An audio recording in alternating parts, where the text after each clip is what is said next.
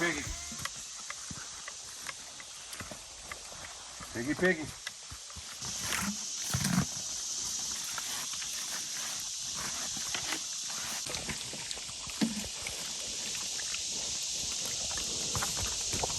All right, y'all. Well, it's a little later out here than we typically feed them. Of course, this is something we typically do in the morning. The intent today was to go ahead and have them fast a little bit because that big female right there, we're about to put her in the freezer. It's me and William. Been up to our eyeballs with a whole bunch of stuff here lately. And as you can see, I don't know if the camera really shows it well, but they're in pretty rough terrain. So we've had to develop techniques where we harvest an animal out of here. Last time it went plumb to the bottom of this mountain. I mean, down to the very bottom. We had to call in Justin to come help get that worked out. Look, it's really not even about the processing today as much as it is the method. And we're going to talk, I mean, right now, everything you see them eating, whether you can see bagels over there. Here, hopefully I don't get fried getting this. But here, from a bakery, look what I got here. Got one of these sweet rolls. They're going to get to all that. And you know, for the so-called purists out there that think you're taking me to task about, well, that's not perfectly organic. Yeah, let's see if you'll be coming at me with some of that stuff about a year from now. We'll just see. I'm not here selling fear. What we sell is solutions, and that's what we're going to talk about today. So pretty much everything you see them, like from them bagels, all that stuff, these guys basically get what is ordinarily a waste stream from other places. Well, their liability is our benefit. And just so happens that, believe it or not, it's all non-GMO for the most part. Minus a few things we can't get to. Well, anyway, they're beating up this area. They're doing what they do. But the real issue in this video is right now, that's what I use to feed them. But for the longest time, we've been transitioning into being able to feed not only them, but our chickens more from the things that we grow, that we derive right here on the property. And part of what we do, that's why we've been talking about comfrey so much, not just because we sell it at the website, but because the truth is they eat a mountain of that stuff every single day.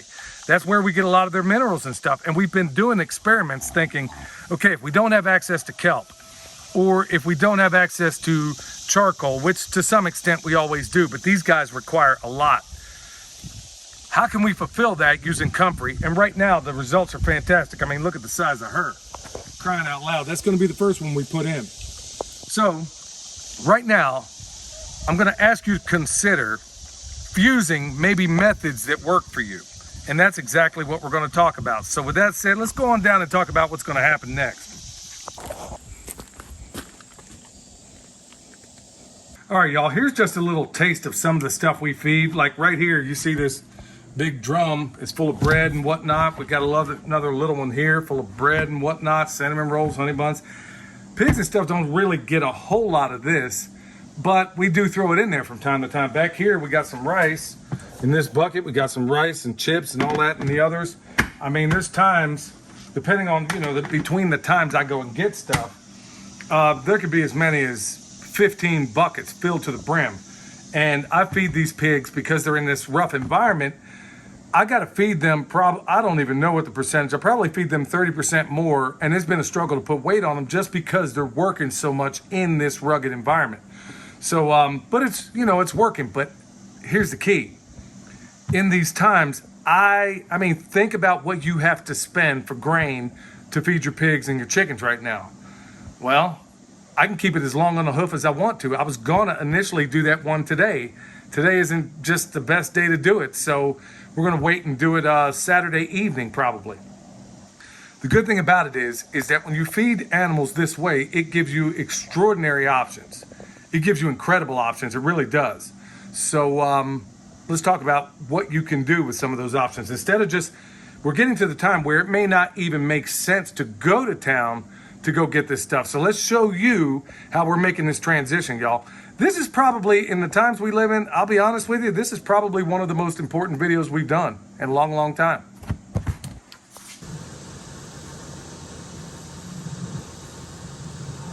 All right, y'all, these days I know everybody's struggling.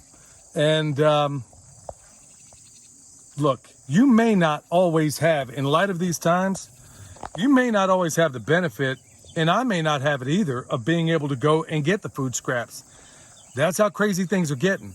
So to make that transition, you might want to consider buying this book, y'all. I've been talking about it for a couple of years now, and I've been imploring everybody to go out there and get it. Had the benefit of having a little bit of an email exchange with them also. In fact, y'all, I'm going to tell you straight, this book shouldn't even be in existence right now. You want to know why? Because all of you bought it. Now, do I get anything out of doing this? Absolutely not. I don't get paid for it. I wasn't asked to do it. But there's a reason why I'm doing it, because I've been taking for a while now the information in this book by Sean and Beth, and I've been combining it with the other information that I already use, like in this chicken tractor on steroids, which we'll talk about here in a moment. How we not only take multiple dogs to the hunt because we've been doing this stuff for so long. So I take a piece of Sean and Beth and I apply it with a little piece of Jeff Lawton, and maybe apply it with a little piece of Mark Shepard. And in fact, when it comes to our orchards and stuff that you can see down there alongside this road, where it kind of begins like right over here all the way down, we've taken numerous dogs to the hunt. And even over here, where it looked like, to the untrained eye, it looks like a jumbled mess, but this is exactly what we want in permaculture. Now, years ago when we met Sean and Beth, they gave Michelle like a handful of Trombacino seeds, okay? I think maybe it might have been 5, okay? Well, she planted those 5. You can see one coming up here. It's one of the many things they recommend in their book, where the idea in this book is why it's called the Independent Farmstead. Now, because I have confused it before, their website with One Straw Revolution by Fukuoka, theirs is One Cow Revolution, and that's their website.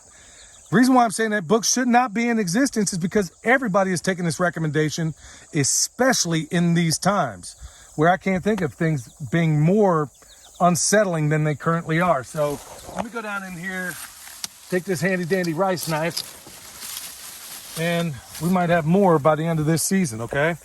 Now, you can eat it. We've eaten it. Your animals can eat it. Look at this.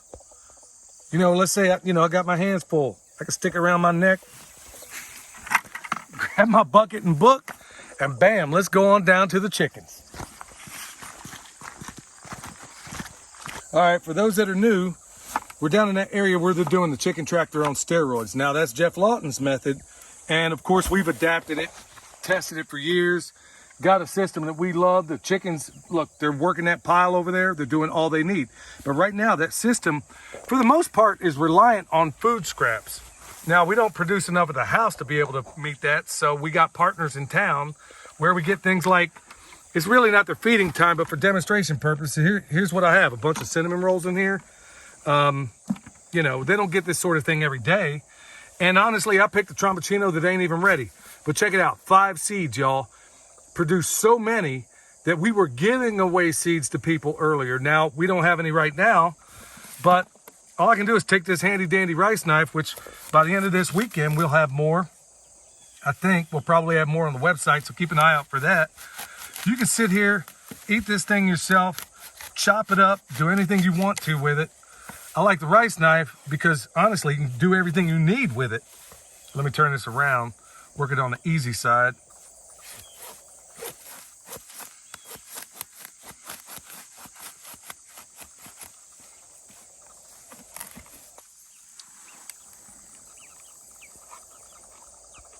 The beauty about this stuff here, and the beauty of what we're doing, is just by doing what I'm doing right here, y'all, I'm combining really 3 different systems from 3 different permaculture practitioners. Some of them may not even call themselves permaculture practitioners. I could sit here, I could harvest these seeds, but we got so many of them, I'm going to throw it in here with the food scraps we got. The point I'm making here, y'all, is there can be a transition from using the method we use where we get it solely or by and large from the businesses in town. All the same while you could be using Sean and Beth's methods to make that transition to do it on the farm. So theirs is the point to get to the finish line. Okay, you can look at it that way, but then there's ways to get to that point. So maybe until you get to the point where you're growing these and all the other things, we got Cushaw squashes growing around here. We got a number of things that are coming up. Cherokee tans. in great abundance that we can't possibly eat it all or store it all. So that's really the point of that book, is to find ways to feed your animals. And of course, their method surrounds itself around a milk cow. Well, let's say you're in a position where you don't have that. That's where a lot of this stuff, you can cut and paste what you need throughout these systems. So essentially in this bucket, y'all, you see the fusion of two different techniques. Okay, well, we're not done yet, because right under this little thing that we've used for hawk protection, what do we got? Plenty of comfrey, okay? So I can sit here and get myself a handful of that, doing it all with the rice knife. This is why, okay, here's another method we just added in there. So 3 different, doggone it, had something fly in my eye. Okay, so here it is, all in this bucket. You got essentially 3 different methodologies, so you don't have to necessarily stick. Now, in the initial stages, when you get into doing this sort of thing, find one technique, stick with it. Later on, find another technique, add more to it, add more feathers, experiment. Because a lot of what we can do out here on this particular farm involves a lot of R&D. You can see a lot of it over here. There's an apple tree flying up right out of the middle of that comfrey over there. There's another cultivar down there doing the same exact thing. So there's a lot of dogs that we've taken to the hunt. But the real point that I'm trying to get to in this whole video, the real theme that I hope I'm trying to convey is, number one, buy that book. I get 0 benefit out of it. For all the people that are sending all these messages to me, a lot of your questions will be answered right there in that book. They were clearly visionaries when they wrote it. And maybe they saw the signs of the times, but I think it just made good common sense to do it. So now let's just take all 3 of these techniques. We're gonna go down there in this chicken tractor, and then, by the way, look at that, y'all. These little guys are working over that compost pile down there. They're doing exactly what they ought to be doing. Right here in this bucket, as a little side note, we basically got a whole lot of carbs. They're getting all their protein out of that compost pile inside this system.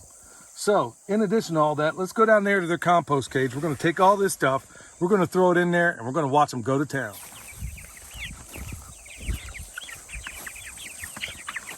Now, these ginger broilers, we're just gonna go out here. Let's just see what they like to eat. We're gonna throw this out there. Of course, yeah, I was a little bit too robust with that.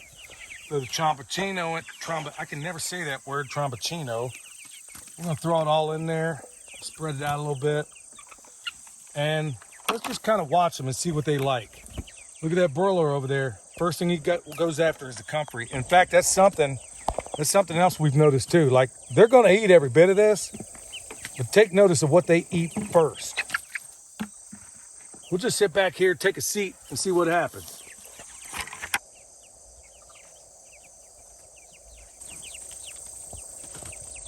All right, right off the bat, y'all, every single time, we got bread in here, we got a trombocino, and we got comfrey. What do you see all 3 of them eating right now? First thing they're going after is comfrey. Now, I know what's gonna happen. This is sort of a, it's an awesome thing when you see them go to town here. There have been claims about comfrey doing this and that. You know, I have yet to see an animal kill itself on comfrey. They'll eat what they want of it, and then they'll stop. They know when to stop, especially when they have an availability of other things they can eat. Not one of them is eating anything other than the comfrey for right now. But let me tell you how this is gonna go, because I'm not gonna sit down here because I got other things I got to do. They're working this comfrey over like nobody's business. And I promise you, those seeds, because these birds are only today marks 5 weeks old. They're gonna discover there's seeds inside those trombocinos. Now, we'll be saving a ton of seeds. But they're gonna eat those first. They're gonna eat the flesh inside of it. I guarantee it. And the bread, believe it or not, what you think those birds would want to eat first, that's gonna be the last thing they eat. If given, you just put out a smorgasbord and let them figure out what they think is the best for them. And they're showing you right now. So comfrey's in the lead. I promise you're gonna eat the trombocinos. And then last, as they get a little bit hungrier by the end of the day, they'll eat the bread. How do I know? Because I've been doing this a while, y'all. And remember, in permaculture, there's a whole lot of observation. And look at it, I'm watching them right now. They're going after a couple of them going after them seeds they found. So they'll start working those over. Look, y'all, the real thing that I'm trying to get at today is we've always made it our policy here at this farm that I never give you a problem to which I don't provide at least 1, usually 2 solutions for. Well, we've been providing one for a long, long time. And that is, you know what? Find these food scraps. Find these areas where you can take that, feed it to your omnivores. There's also that other method from Sean and Beth Doherty, the Independent Farmstead. Everybody needs to buy that book. If you're serious about getting yourself off the reliance of this system, well, they provided this for you. I thought I came up with this until I thought I had this great idea until finding out that they wrote the book years prior. Read the book, have the book, use it like nobody's business, been promoting this book forever and a day. And folks, you're missing the boat if you don't take if you don't use multiple sources and finding out the very best of what's going to apply in your circumstance. Well, they're wiping this comfrey out. And as a little side note, right now, they'll eat all the fleshy parts of this comfrey, as you can see right now. What they're going to leave behind is that stalk. And that stalk is going to act, when we put, because we put a ton of it in there, it's going to act as an activator for this compost pile. So at the end of this day, we'll add more carbon down. It'll keep going and keep going. But the real thing I'm trying to convey is you're going to have those purists out there that say, well, that's not non-GMO, or not, that's not this, that's not that. And they're going to make these idiotic complaints. Now, okay, this one here is working on the bread finally. They're going to make all these different things. They're going to tell you what you should and shouldn't do. Well, I'm going to tell you, do what's in your best interest right now when it comes to feeding your animals. And you better be looking outside the box. Now, a good transition into getting into Sean and Beth, which is what we've been doing for a while, is getting those food scraps from the places that'll work with you. And I've provided numerous places you can go to do that. But the finish line ought to be, or the finish line you should possibly consider, because I'm not trying to tell anybody what you ought to do, is trying to find the pieces of their systems that work best for you. Okay? You ought to grow your own food. You ought to grow your own food. Yeah, that's really what we ought to be doing. But we got to be thinking outside that box for all these things, y'all. All right. Well, I know somebody's going to ask, but we don't have Tromboncinos for seeds for sale. In fact, we've given away a fair amount. We have our seed stock. It all started from about 5 seeds that Michelle got from Beth years ago. And now we got so many seeds, we've been giving them away. A lot of them to people that have asked on Patreon. We'll try to save more. We'll try to give away more. We'll try to do all this stuff, y'all. But get that book and find, this is just one example. They provide an exhaustive list of all these other wonderful things that are easy to grow and keep forever and a day. And that's what we've been doing, y'all. So, look, y'all, hopefully this stuff has been a blessing to you. If you need some of the comfort you see them eating here, you can order it at the website. Bone sauce, might even have some more of these rice knives, like I said, by the end of the weekend. And numerous other things, whether it's comfrey salve, we got it all at the website. If you want to know how, like, look over here on the side here, right here in my bucket. As I've stated before, the compost that comes out of here is going to go to dress a lot of these trees. On the other side of the driveway, you see an orchard just booming with everything imaginable, with a lot of the methods and the techniques and the people that we've talked about in the past. We're going to be showing you how to do that here at the festival at the end of September. We're going to have that listed down below. And also the special operations, it's going to be at Special Operations Equipment. We're going to show you how to take and make a guild like that in your swale. How cool is that? Well, hopefully this video has been a blessing to you, y'all. It's just in my heart. It's one of those more impromptu videos that I felt like in my heart that I needed to do. And y'all, also, I want to ask you to pray for my pastor, homesteading pastor. I got his shirt on right now. They've had a pretty rough week, him and his wife, Miss Robbie. And let's be praying for each other. Let's support each other. Send me your t-shirts. You got a business, you got a farm, I'll wear it and I'll promote you. All right, y'all, till next time, this is Billy from Perma Pastures Farm, where permaculture is my passion. Well, y'all check this out. This is the reasons why. They about wiped out all that comfrey, son.